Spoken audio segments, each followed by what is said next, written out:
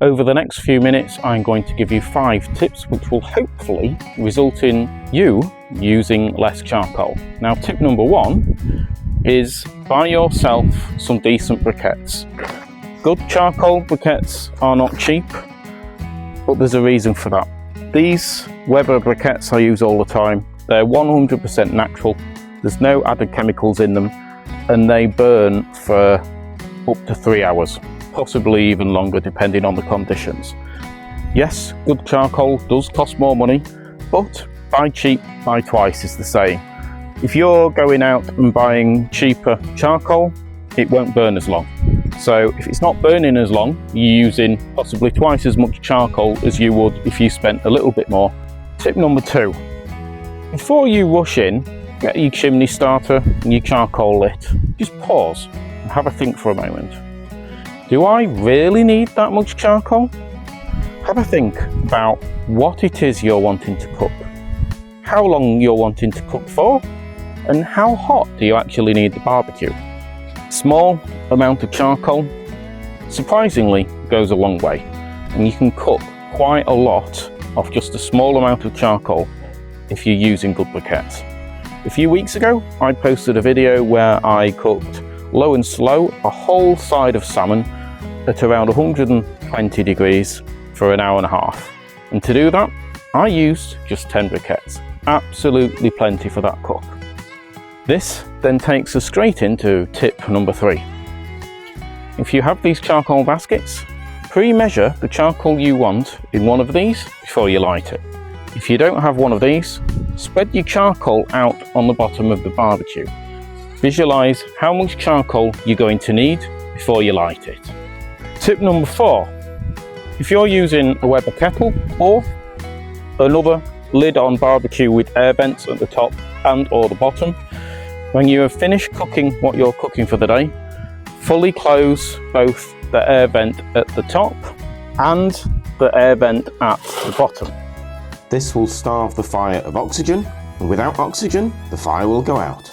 The following day, I normally return to the barbecue when it is cool and safe to do so. I simply shake these baskets to remove all the loose ash, and I'll put these briquettes to one side. Okay, tip number 5. All these are briquettes that have been used before. So I filled one charcoal basket purely of used briquettes. So let's put all of these used briquettes in the chimney starter. Light a couple of Weber firelighters.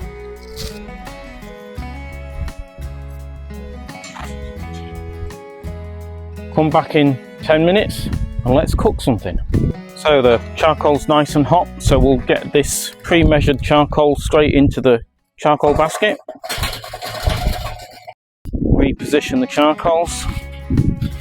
Put a grip tray in just to capture any grips. Straight on with the cooking grate.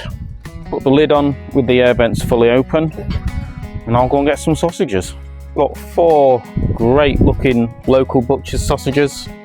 Now, I don't expect these sausages to have such high fat content as you might expect from a supermarket sausage, but either way, just in case, I'm going to put these in direct and put the lid down.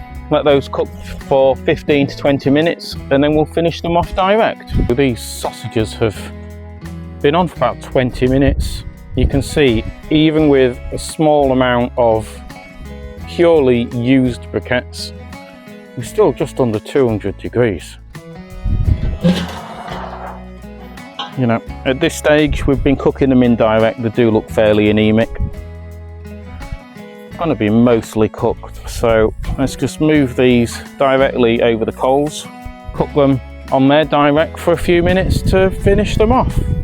These really won't take long because we've got 2 cooking zones as well. We've got direct here and indirect over here. If things start to go a little bit crazy, then we can just move them out of the way. Do you remember we cooked these indirect for about 20 minutes? So at that point the sausage was pretty much cooked. Then what we did was move them onto direct cooking, just to turn an anemic looking sausage into a perfect looking sausage that's cooked and not burnt.